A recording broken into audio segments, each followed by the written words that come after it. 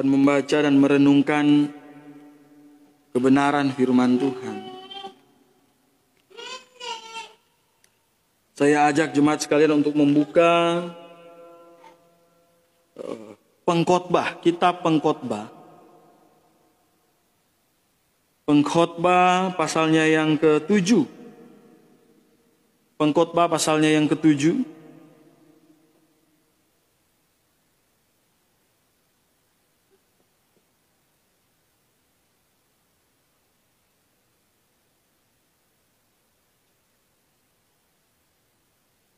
Kita baca ayat 1 sampai dengan ayatnya yang ke-4. Pengkhotbah pasalnya yang ke-7. Kita baca ayat 1 sampai dengan ayatnya yang ke-4.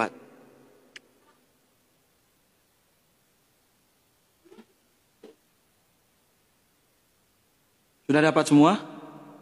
Belum? Oh, Putri belum dapat. Pengkhotbah pasalnya yang ke-7, kita akan baca ayat 1 sampai ayatnya yang ke-4. Kita baca bersama-sama, enggak usah buru-buru, pelan-pelan. Kita baca ayat 1 sampai dengan ayatnya yang ke-4. Pengkhotbah pasalnya yang ke-7, ayat 1 sampai dengan ayatnya yang ke-4. Hikmat yang benar. 1, 2, 3. Nama yang harum lebih baik daripada minyak yang mahal, dan hari kematian lebih baik daripada hari kelahiran. Pergi ke rumah duka lebih baik daripada pergi ke rumah pesta, karena di rumah dukalah kesedihan setiap manusia. Hendaknya orang yang hidup memperhatikannya. Bersedih lebih baik daripada tertawa, karena muka muram membuat hati lega. Orang berhikmat senang berada di rumah duka, tetapi orang bodoh senang berada di rumah tempat bersukaria. Kita berdoa. Tuhan Bapa kami yang ada di dalam surga, pada kesempatan ini kami mau sama-sama belajar dan merenungkan akan kebenaran firman-Mu.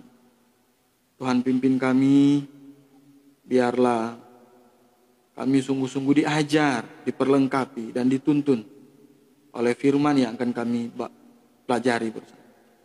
Terima kasih Tuhan. Di dalam nama Tuhan Yesus kami berdoa dan mengucap syukur. Amin. Satu ayat yang patut kita renungkan. Ini ditulis oleh Salomo di masa tuanya. Jadi mungkin saya sudah pernah kasih tahu juga. Kitab Kidung Agung, kan ada 3 kitab yang ditulis oleh Salomo. Kidung Agung, Pengkhotbah, dan kitab Amsal. Jadi Kidung Agung itu ditulis di masa mudanya. Kemudian kitab Amsal itu ditulis di masa tengah lah, belum tua. Jadi di masa dia sudah punya anak. Kalau di kitab Kidung Agung ditulis di masa dia sedang mencari pasangan hidup. Oleh sebab itu kitab Kidung Agung penuh dengan kata-kata yang romantis. Nah, dan kitab Pengkhotbah adalah kitab yang ditulis di akhir hidup Salomo. Salomo siapa yang tidak kenal raja yang hebat, luar biasa, dan punya segalanya. Bahkan ketika dia berdoa kepada Tuhan, dia bingung mau minta apa. Ya, harta udah ada, kekuasaan sudah ada. Dan dia bilang sama Tuhan, saya minta apa? Katanya hikmat dan pengertian. Dia minta hikmat dan pengertian kepada Tuhan supaya dia bisa bertindak sesuai dengan kehendak Tuhan. Dan apa yang ditulis dalam kitab Pengkhotbah boleh dikatakan sebagai perenungan di akhir hidup dari Salomo. Artinya ketika apa yang dia sudah lewati selama ini, dalam perjalanan hidup yang begitu panjang, dia sudah menilai banyak hal. Dia sudah melewati yang namanya pesta pora itu seperti apa. Dia sudah menikmati yang namanya belajar itu seperti apa. Dia sudah menikmati yang namanya kekuasaan itu seperti apa. Dia sudah menikmati yang namanya peperangan, banyak hal dia sudah nikmati. Dan kita mau belajar satu bagian yang kecil dalam kitab Pengkhotbah tetapi sangat bermanfaat dalam kehidupan kita. Yang sudah kita baca dari ayatnya yang pertama sampai dengan ayatnya yang keempat. Katanya nama yang harum lebih baik daripada minyak yang mahal, dan hari kematian lebih baik daripada hari kelahiran. Ini orang kalau tidak simak baik-baik apa maksud firman Tuhan ini, orang bisa bingung. Kemudian dikatakan pergi ke rumah duka lebih baik daripada pergi ke rumah pesta. Karena di rumah dukalah kesudahan setiap manusia. Hendaknya orang yang hidup memperhatikannya. Yang mau kita fokuskan di sore hari ini adalah ayatnya yang kedua. Pergi ke rumah duka lebih baik daripada pergi ke pesta. Maksudnya apa? Kok Tuhan bilang lebih baik pergi ke rumah duka daripada pergi ke pesta? Apakah Tuhan senang dengan kematian orang? Ya, kalau kita mau bicara tentang rumah duka berarti bicara tentang kematian. Betul tidak? Rumah ratapan. Rumah di mana orang bersedih karena ada yang ditinggal. 1 tahun ini dunia bersedih. Sudah setahun. Karena pandemi melanda. Kemudian banyak korban berjatuhan, meninggal. Dan sungguh sedih. Ya, kita tidak tahu apakah ada di antara kita yang punya kenalan yang menjadi korban dari pandemi yang ada. Dan kematian terus berjalan. Kematian terus berjalan. Tapi sebenarnya kita tidak usah heran. Karena apa? Karena Alkitab sudah mengatakan bahwa kematian itu pasti. Kematian itu pasti dan tidak bisa dihindari. Ya, tidak ada orang yang bisa menghindar bahwa saya tidak mau mati Tuhan, tidak mau mati. Tidak ada. Kematian itu pasti terjadi. Dan orang yang meninggal, akhirnya ada yang namanya rumah duka. Rumah meratap, rumah bersedih. Dan ya GBIA beberapa minggu ini bersedih. Karena kehilangan rekan pelayanan. Seorang pemberita firman. Namanya Pak Firman. Pemberita kebenaran. Dia vokal kemana-mana, menyampaikan kebenaran kepada ya sesama orang Kristen dan kepada orang yang non-Kristen. Dan orang bersedih. Dan ya, akhirnya ada yang namanya rumah duka. Hari ini kita mau belajar apa alasan Tuhan. Mengapa Tuhan bilang bahwa pergi ke rumah duka lebih baik daripada ke pesta? Kan gitu kan? Nah, dari perikop ini kita bisa dapatkan 3 hal. Dari apa yang kita baca di sore hari ini, kita bisa dapatkan 3 alasan yang ingin Tuhan mau supaya kita renungkan. Kenapa Tuhan bilang bahwa pergi ke rumah duka itu jauh lebih baik daripada pergi ke pesta? Padahal kalau ke pesta makan-makan ya. Sebenarnya ke rumah duka juga makan-makan sih sekarang. Kalau di Minahasa itu rumah dukanya makan-makan. Apa alasan Tuhan? Tuhan kok? Kan kalau di pesta kita bergembira Tuhan. Kenapa Tuhan bilang lebih baik pergi ke rumah duka? Nah, dari perikop ini kita dapatkan 3 alasan. Alasan yang pertama adalah di rumah duka, karena rumah duka adalah tempat kita belajar tentang kuasa Tuhan. Di rumah duka itulah kita bisa melihat bagaimana kedaulatan Tuhan dalam kehidupan manusia.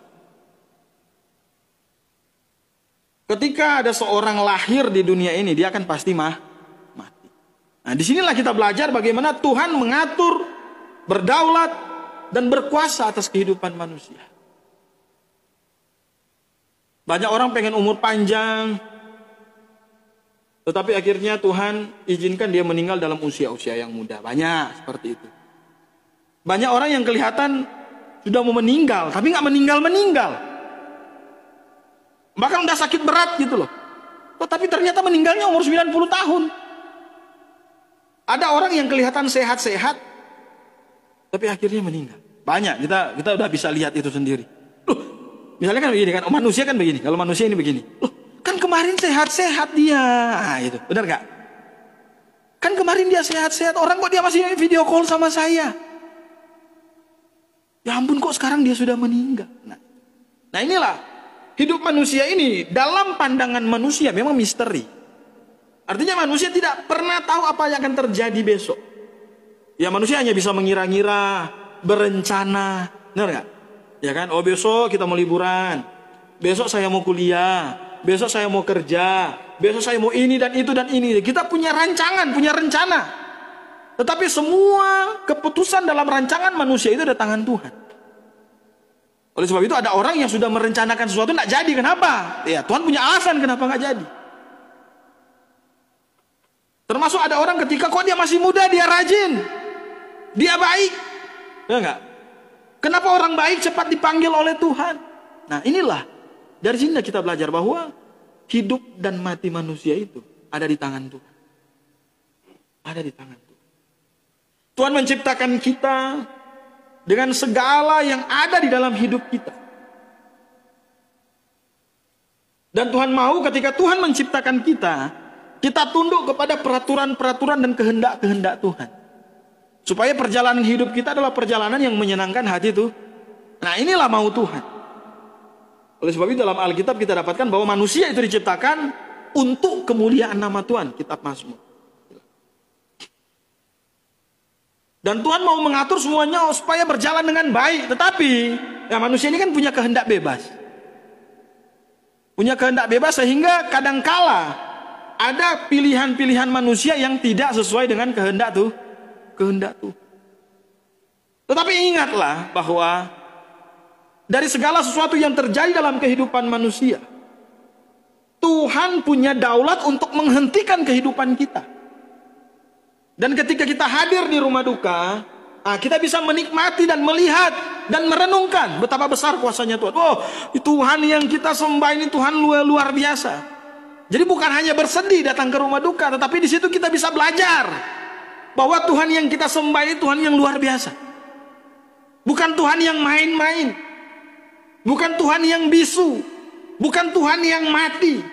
Tetapi Tuhan yang bisa menghidupkan orang dan Tuhan yang bisa mematikan. Nah itu kuasa Tuhan.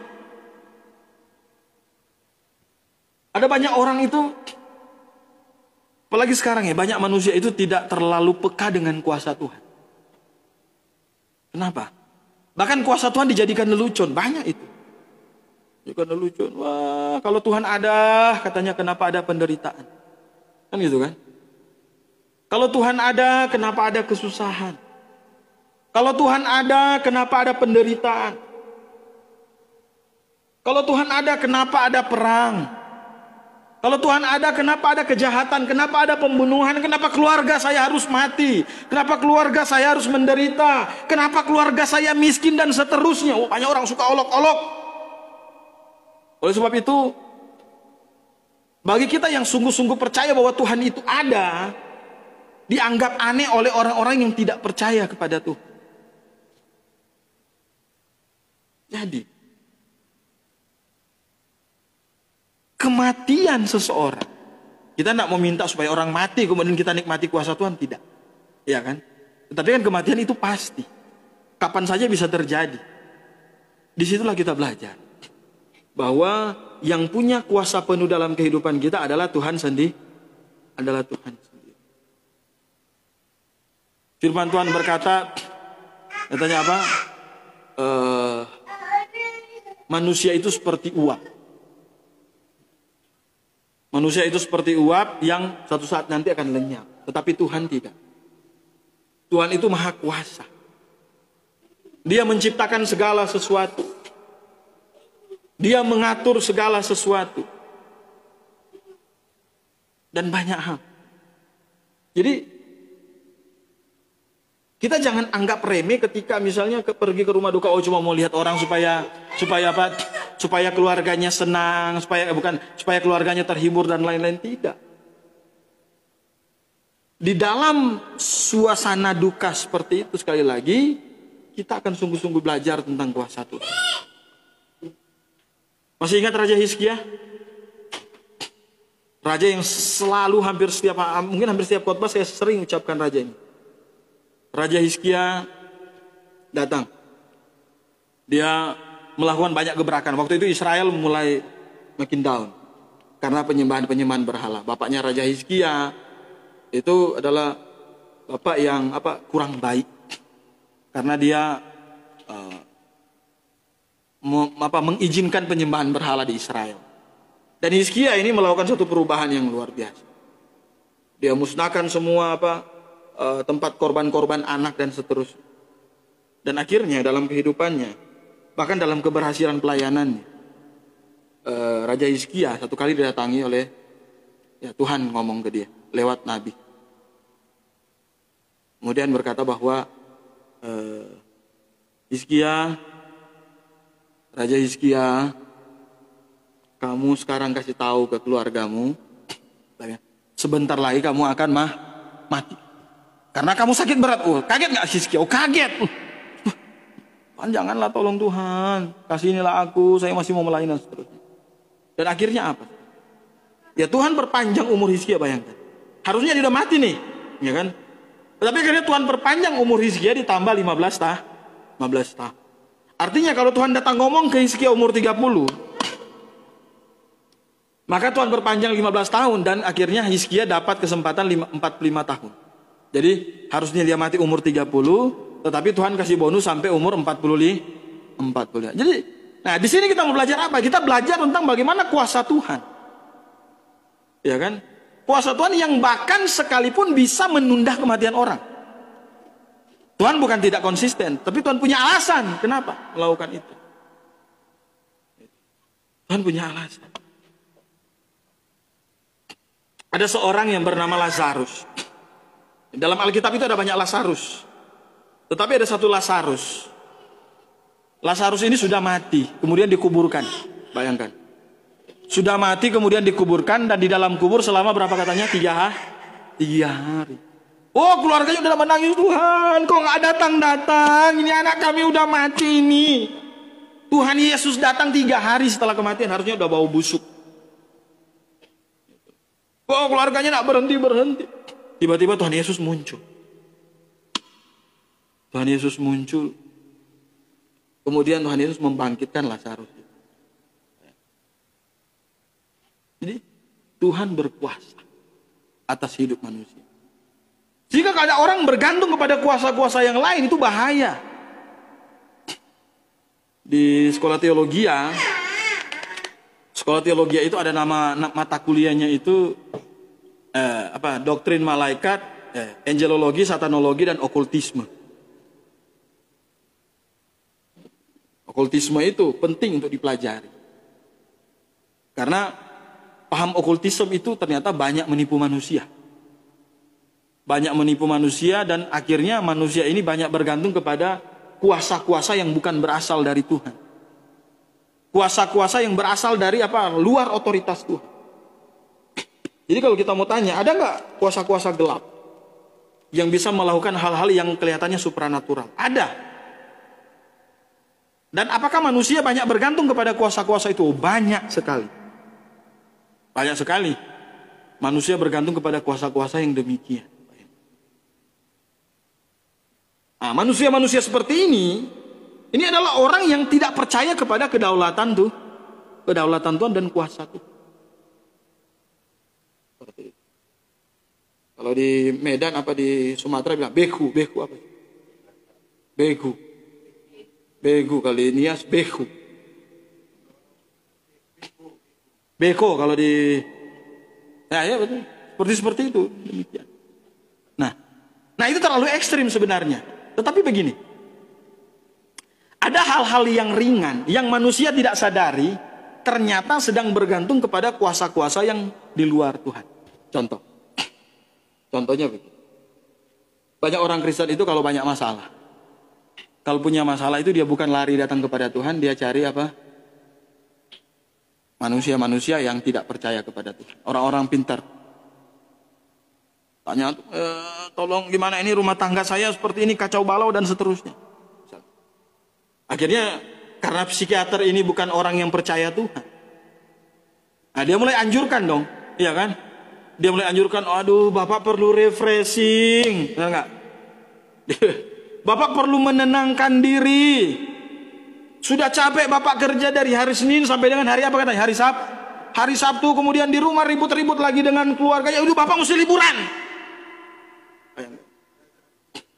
Iya. Habis itu disuruh liburan. dong, psikiater, gimana? Saya harus gimana? Bapak perlu liburan. Hari apa yang libur? Cuma hari Minggu, saya orang Kristen, Pak. Ya udah, Bapak mesti ambil libur hari Minggu. Oh, bayangkan. Jadi, nah ini okultisme yang bukan bicara kepada tenaga dalam tenaga. Ini okultisme yang bicara kepada pikiran. Jadi apa? Pikiran yang sesat kita dengar, kemudian kita terima. Nah, ini kuasa lain namanya. Kenapa? Karena dari pikiran orang itu mengajarkan kita untuk apa? Menyelesaikan masalah dengan cara yang salah. Ya apa? Menyelesaikan masalah dengan cara yang salah. Kamu perlu liburan hari Minggu. Harusnya orang Kristen hari Minggu kemana? Ke gereja, bayang. Harusnya orang Kristen hari Minggu ke gereja. Tetapi karena dia menerima satu masukan, ya kan, kuasa pikiran dari hal-hal yang salah, maka akhirnya apa? Dia pergi liburan, dia nggak gereja. Ya beda-beda kalau memang harus pulang kampung dan seterusnya, kan ada seperti itu. Atau ini kamu perlu refreshing, ya kan? Ya udah nggak apa-apa, bawa dayang-dayang di samping, nggak apa-apa, biar kamu agak senang-senang sedikit. Bahaya sekali. Kamu perlu karaoke. Nggak usah aja istrimu, nanti kalau istrimu beribut kalian di karaoke. Kamu aja sendiri, kemudian sewa katanya? LC 2 orang. Supaya kalau kamu mau nyanyi ada yang tumpah-tumpahin minum. Wah. Nah ini bergantung kepada kuasa yang tidak kelihatan. Ini tidak bicara kepada, oh saya bunuh kamu pakai ilmu hitam. Belum, terlalu berat. Ya kan? Ini bicara kepada apa? Satu pikiran. Kuasa pikiran yang kita terima dan kita dengar dari orang yang tidak mengasihi itu banyak sekali. Nah inilah yang saya katakan. Ke rumah duka. Bagi orang Kristen. Disitulah kita belajar tentang kuasa Tuhan. Bahwa Tuhan itu sungguh ada. Dan kematian yang terjadi itu berdasarkan otoritas dan keizin Tuhan. Dan manusia tidak bisa menghindari yang namanya kematian. Itu hal yang pertama yang mau kita renungkan. Mengapa pergi ke rumah duka lebih baik daripada pergi ke pesta. Jadi dari rumah duka kita bisa belajar tentang kuasa tuh.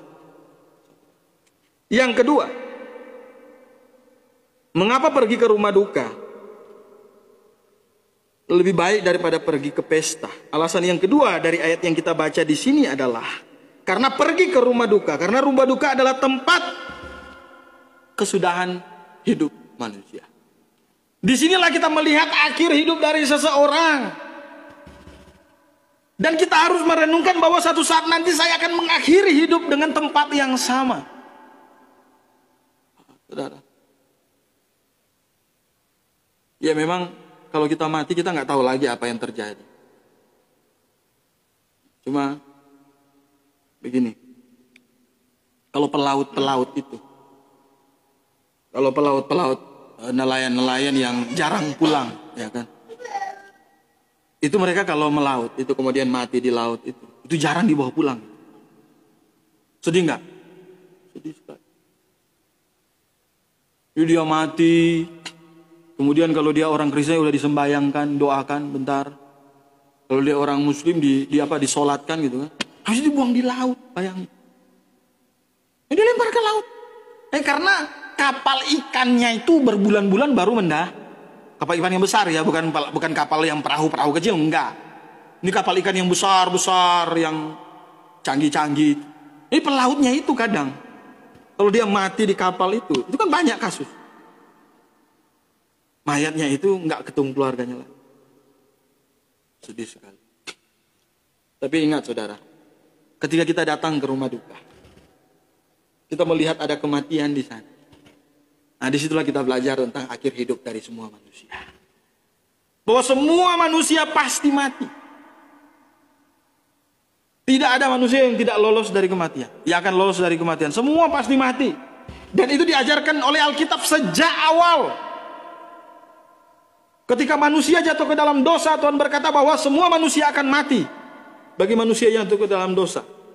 Dalam kitab Ibrani pasal yang ke-9 ayat yang ke-27, semua manusia akan mati satu kali dan setelah itu akan dihakimi. Nah, saudara yang kasih dalam Tuhan kita Yesus. Yang jadi pertanyaan, setelah mati kita mau kemana, itu penting. Kita selalu lihat, ya bagi kita orang percaya ketika kita lihat ada orang mati itu ya, kita selalu lihat bahwa Tuhan, ini, saya nggak tahu pikiran saya, apakah pikiran saya itu sama dengan yang Anda pikirkan. Saya kalau datang ke rumah duka, yang saya paling pusing saya pikirkan itu adalah orang ini masuk surga atau enggak. Bersedih. Artinya kalau kita lihat dari hidupnya, kemudian dia mati, kemudian hidupnya nggak benar, itu sungguh sedih gitu loh. Kalau Tuhan, kasihan orang ini mati, dia mau ke neraka. Jadi itu yang kita pikirkan dan terus bergumul, ini orang ini mau kemana? Jadi dia mati. Nah, ketika kita hadir di kematian orang-orang yang sungguh-sungguh diselamatkan. Nah, memang kita bersedih secara apa manusia? Berpisah secara jasmani. Misalnya keluarga dekat, kerabat dekat. Ya dulu mungkin main sama-sama. Makan satu meja, ya kan? Nonton satu TV. Duduk satu kursi. Ya harus berpisah. Tapi bagi orang percaya kematian itulah perpisahan sementara. Dalam kitab Tesalonika diajarkan bahwa kematian itu adalah tidur. Karena satu saat nanti dia akan bangun. Dan akan berkumpul bersama-sama dengan kita. Nah, kalau misalnya yang ada di hadapan kita adalah orang yang mati, yang sudah sungguh-sungguh diselamatkan. Nah sekarang yang menjadi pertanyaan kita yang hidup sekarang. Kita yang hidup yang nantinya akan terbujur kaku seperti orang yang sedang mati. Yang ada di hadapan kita. Kalau orang yang mati di hadapan kita sungguh-sungguh pasti masuk surga, kita bagaimana? Jadi nasib kita yang mesti kita pikirkan. Apakah saya juga akan masuk surga sama seperti dia?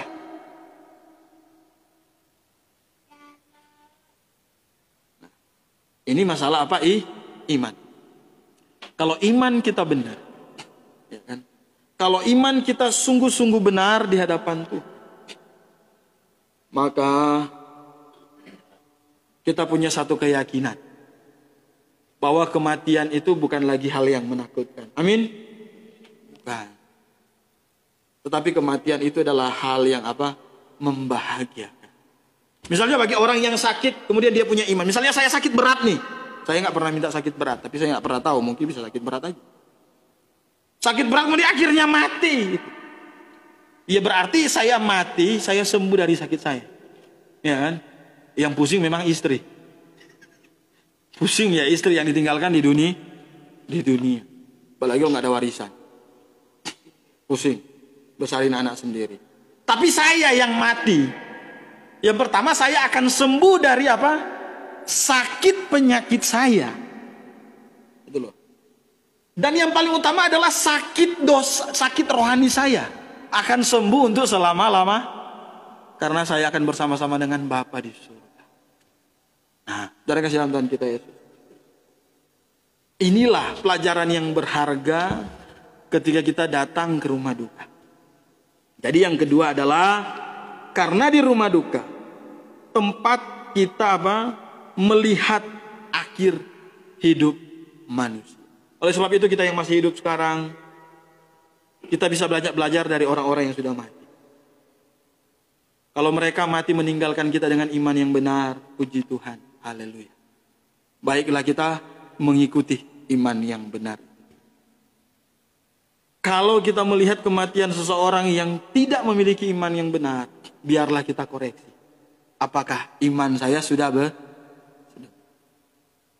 Jangan sampai saya mati dalam iman yang tidak benar. Nah ada kesempatan lagi. Kita jangan berpikir bahwa nanti ada terminal, setelah kematian ada terminal, kemudian di terminal itu bisa lagi ada kesempatan untuk masuk surga. Nggak ada, saudara. Kematian berarti segala sesuatu sudah selesai. Semua yang kita putuskan di dunia ini sudah selesai. Kalau kita punya iman yang benar, kita mati akan masuk surga. Kalau iman kita salah, walaupun kita mati dengan senyum, kan banyak foto mati dengan senyum ya, yang suka diviral-viralkan. Mati habis bunuh orang, dia bilang mati dengan senyum, karena senyum surga katanya. Pasti masuk neraka. Oleh sebab itu, Karena kematian itu pasti dan kapanpun terjadi dalam kehidupan kita tidak pernah tahu kapan terjadi. Marilah kita persiapkan iman kita. Jangan sampai iman kita salah. Amin. Itu yang kedua. Yang terakhir. Mengapa datang ke rumah duka lebih baik daripada datang ke pesta? Nah, coba kita baca ayatnya yang pertama. Alasan yang ketiga, kita lihat di dalam ayatnya yang pertama. Kenapa? Karena apa? Karena dikatakan nama yang harum lebih baik daripada minyak yang mah, dan hari kematian lebih baik daripada hari kelahiran. Jadi ini ada sangkut pautnya antara kematian dengan nama yang harum. Kematian adalah momen atau waktu di mana orang akan mengingat kita. Kalau kita mati, orang akan ingat kita seperti apa? Betul tidak? Apakah orang akan ingat kita seperti Yudas? Dimanapun Tuhan, orang akan mengingat Yudas sebagai apa? Pengkhianat. Orang akan mengingat Yudas seperti pengkhianat. Seorang teroris, dia mau baik di samping tetangganya, ya kan? Ketika dia mati bom bunuh diri dan orang tahu namanya, dan tetangga tahu bahwa dia adalah teroris, dia akan mati. Orang kenal dia apa? Teroris. Nah, ketika kita mati, kita akan diingat siapa? Apakah kita akan diingat sebagai seorang pemabuk? Kita akan diingat sebagai seorang apa? Pecundang. Kita akan diingat sebagai seorang pendosa. Kita akan diingat sebagai seorang pembunuh. Aduh, menyakitkan.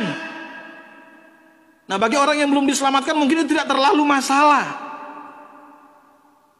Sekarang kita orang yang sudah diselamatkan, duduk di gereja yang alkitabiah. Nah, kita mau diingat dengan apa? Oleh sebab itu, saudara, sebelum kita menghadapi masa kematian kita, dan kita tidak tahu kapan kematian itu datang, kita perhatikan semua hidup kita, supaya ketika kita mati, orang akan ingat kita sebagai orang yang baik dan benar. Amin. Aduh, dulu keluarga ini yang bawa saya kepada kebenaran. Bapak ini yang memperkenalkan saya Injil yang benar. Pemuda ini yang memperkenalkan saya Injil yang benar. Pemudi ini yang membawa saya kepada apa? Pintu pertobatan. Remaja ini yang membawa saya kepada kebenaran yang alkitabiah. Wah, saudara. Orang mau ingat kita apa? Orang yang belum diselamatkan saja ingatnya. Nama baik itu penting, betul tidak? Oleh sebab itu ketika dia mati, yang busuk-busuk jarang dibacakan dalam riwayat hidupnya. Nggak akan dibaca, orang keluarga bisa ngamuk, betul tidak? Ngamuk keluarga. Apalagi kita orang yang sudah diselamatkan. Memang kita nggak akan dengar lagi orang mau bilang apa, sudah. Tetapi yang akan orang ingat dalam hidup kita apa? Ya, semua orang punya masa lalu dalam kehidupan. Tetapi masa lalu akan menjadi apa? Akan menjadi indah ketika kita bisa memulai satu kehidupan yang pasti orang akan ingat, wah dulu dia nakal sekali, tapi Tuhan luar biasa tolong dia jadi anak yang baik, dia rajin melayani, ketika dia bertobat dia sungguh-sungguh dia melayani Tuhan dengan semangat dan seterusnya. Misalnya dulu Marli malas ke gereja, misalnya dulu kan, ya orang nggak akan ingat lagi malas ke gerejanya. Misalnya kakek Marli itu dulu masa mudanya memang malas ke gereja. Tapi ketika dia berumur 17 tahun dia bertobat jadi rajin ke gereja, rajin melayani Tuhan. Betul tidak? Jadi nama baik apa yang akan kita tinggalkan setelah kita mati? Ya telinga kita nggak akan dengar lagi memang. Tetapi orang akan mengingat kita seperti apa. Misalnya ketika Pak Soeharto mati, pasti Anda akan mengingat dia sebagai pahlawan iman yang memberitakan kebenaran, ya kan? Beda dengan ketika orang yang ada di penjara mati. Beda. Kalau harimau mati meninggalkan Gajah mati meninggalkan gading. Dan manusia mati meninggalkan namanya.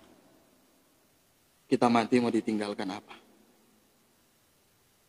Kalau Tuhan atau orang mau ingat kita sebagai orang yang sungguh baik melayani Tuhan, biarlah kita menjadi orang Kristen yang bertumbuh dalam gereja yang Alkitab, rajin melayani dan menyenangkan hati Tuhan. Amin. Jadi kenapa harus ke rumah duka? Jauh lebih baik daripada ke pesta. Bahkan ke pesta bisa banyak jatuh dalam dosa. Oh iya. Yang duduk datang pelan-pelan tiba-tiba udah mulai goyang-goyang. Udah gak tahan. Tapi ke rumah duka, di situ kita bisa banyak merenung. Oh Tuhan, Tuhan berkuasa atas hidup kita.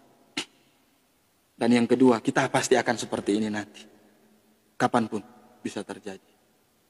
Dan yang ketiga, ketika ada kematian, di situ orang akan ingat dia siapa ketika dia mati. Amin jemaat sekalian, biarlah kita mati sebagai orang yang benar di hadapan Tuhan. Mari kita